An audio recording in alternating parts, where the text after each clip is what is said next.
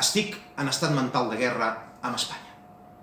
Aquestes paraules les va pronunciar pocs anys abans de morir l'insigne president Heribert Barrera.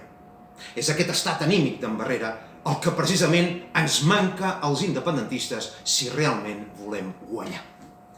Estar en estat mental de guerra et fa ser conscient de la transcendència dels teus actes i dels perills que t'envolten. Quan un és conscient que és protagonista d'un combat, manté la guàrdia alta, és difícil que el sorprenguin i l'enemic no ataca amb la mateixa impunitat. Però els nostres polítics i els seus palmeros mediàtics ens han volgut fer creure que això de la independència s'ha de fer amb l'estil de la senyoreta Pepis. I ens espantem quan algú parla de guerra, encara que sigui en un pla psicològic. Perquè hi ha guerres psicològiques, com la que vivim ara, i a la qual hem de conèixer i lliurar.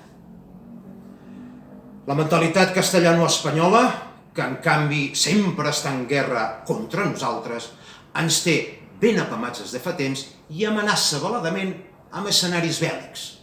Creu que amb el seu estil arrogant i amenaçador n'hi ha prou per mantenir els catalans dins la cleta. Fem-nos nostres aquelles encoratjadores paraules del pare de la independència cubana, José Martí, que deia: «El déspota cede a quien se le encara, con su única manera de ceder, que es desaparecer. No cede jamás a quien se le humilla».